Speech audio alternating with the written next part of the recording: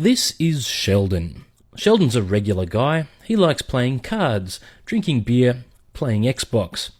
He's an ordinary looking guy. Some might say very ordinary looking. But his coolness factor is off the Fonzie scale, ladies and gents, because Sheldon's a freaking helicopter pilot. Now, we all know instinctively and from an early age that helicopters are awesome. But what's even more awesome is when you work out how these things stay in the air and how you fly them. So let's have a quick look at the basic dynamics of helicopter flight. As we all know, there's one big rotor on the top to provide lift and a smaller rotor on the tail to stop the chopper from spinning off out of control. But let's take a closer look at how they work. Each rotor blade is shaped kind of like the wing of a plane, but with two key advantages. Firstly, since it's spinning at high speed, it can develop lift even when the aircraft is hovering still in the air. Secondly, the rotors can tilt to produce more or less lift using this nifty bit of engineering called the swash plate. So here's how the controls work. Down here, where you might find the handbrake on a car, you've got the collective control stick. It's got a twist grip throttle on the end, much like a motorcycle throttle, that controls the speed and power of the rotors.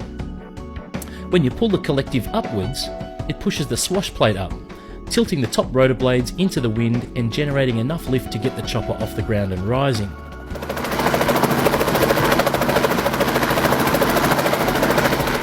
At your feet, a pair of pedals manages a similar process at the tail rotor. Pushing the pedals alters the tilt of the tail rotor, which is spinning at a constant ratio to the speed of the top rotor. As you lift off, you need a touch of extra pedal on the right to balance out the torque effect of the main rotor. And after that, you can use the pedals as kind of a steering wheel to rotate the chopper 360 degrees in the air. But the really interesting control is the cyclic control stick, which effectively lets you control the tilt and acceleration of the helicopter in any direction. Here's how it works. Here's a top-down view of a helicopter in flight. In a stable hover, you can look at the main rotor as a fairly evenly balanced disc of lift. When you want to move off in a particular direction, you do it by creating extra lift at one particular point in this disc. And here's where we come back to that incredibly clever swash plate. When you move the cyclic control stick to the left, the swash plate tilts so that the left side is lower and the right side is higher. Now what that means is that as the rotor blades spin around, they flatten out and produce less lift as they approach the left side of the aircraft, and they tilt up and produce more lift as they spin around to the right-hand side. So the disc of lift becomes unbalanced, the whole helicopter tilts over in the desired direction, and you start moving at speed. Clever, huh?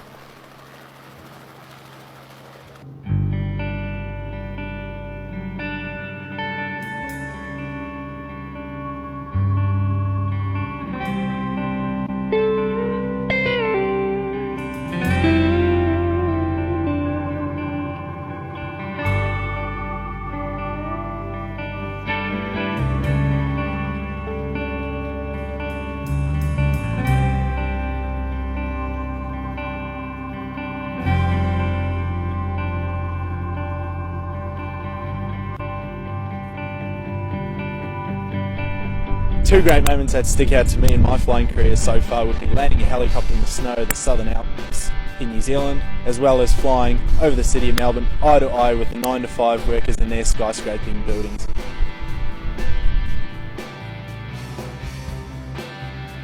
If you think flying one of these looks like fun, it really is.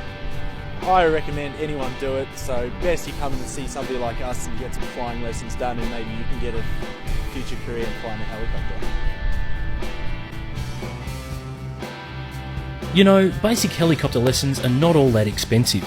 So if you like the idea of flying one of these beasties yourself,